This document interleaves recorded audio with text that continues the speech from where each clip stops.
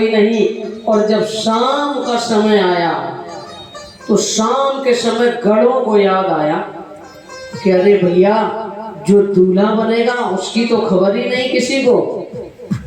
अब गणों को जब याद आया तो बोले, दूल्हे राजा तो ऐसे ही बैठे बिना सजे सजाए, बारात कैसे जाएगी। बोले, नंदी ने कहा, नंदी बोले, सरकार आज तो आपका विवाह है, आपको पता नहीं आज आपका विवाह है। बोले, है तो। बोले, ये तो पता है कि विवाह है। तो बोले, तैयार हो जाओ। शंकर भगवान कहते हैं कि ऐसे ही ठीक है, हम जैसे हैं। बोले, ऐसे ही ठीक है। नहीं सरकार, वहां सब लोग देखेंगे कि ये दूल्हा कैसा है। कि आपने नहीं देखा कि विवाह में दूल्हे की कितनी तैयारी की जाती है। जबरदस्ती गणों ने, नंदी ने तैयार किया। और महाराज बोले, विवाह के समय मुकुट पहना जाता है, सेहरा। तो उसी समय जो भगवान शंकर का सेहरा है वो कैसे बना है देखेंगे इस चौपाई से। और शिवई शंभु गण करई श्रृंगारा, शिवई शंभु गण करई श्रृंगारा।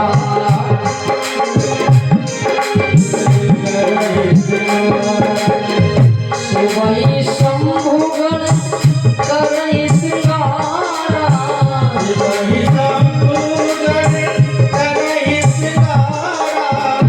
जटा मुकुट अरे मोर सवारा, जटा मुकुट अरे मोर सवारा, जटा मुकुट अरे मोर।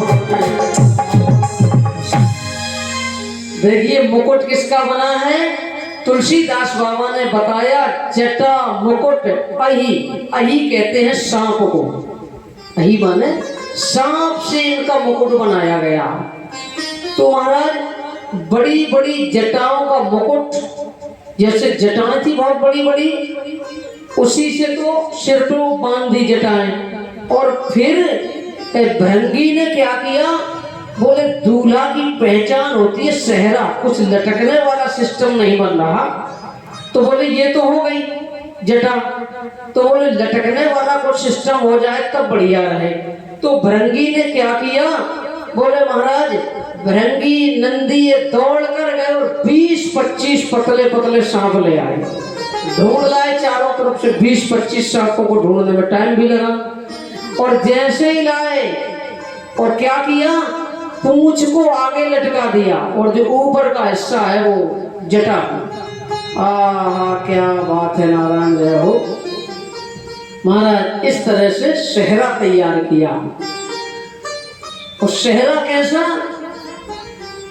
दूल्हे का सेहरा सुहाना लगता है, इतना सुहाना। महाराज पहली बार किसी ने ऐसा सेहरा पहना होगा।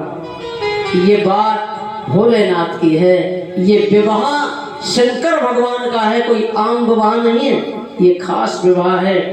महाराज सेहरा ऐसा बढ़िया बन गया, गजब का सेहरा हो गया। शंकर जी ने नाग का सेहरा क्यों पहना, कभी इस पर विचार किया है आप लोगों ने। थोड़ा आध्यात्मिक बता दें आप लोगों को। वो चाहते तो कोई भी सेहरा पहन सकते थे, सोने का चांदी का, लेकिन नाग का सेहरा क्यों पहना। भोले बाबा ने सांप का नाग का सेहरा इसलिए पहना, बोले चाहे जितना विवाह में खुश रहो, काल तुम्हारे सिर पर बैठा है। बोले शादी कर लो, खुशियां मना लो, लेकिन ये ध्यान रहे इन खुशियों में काल हमारी खोपड़ी पर बैठा है, सिर के ऊपर, इसलिए सावधान भी रहो। ये प्रतीक है भगवान शंकर के सांप को, सांप के सेहरे के लिए। अब कुंडल पहनाए गए। बोले कुंडल पहनाने के लिए छोटे छोटे सांप लाए गए, उससे कुंडल बनाए।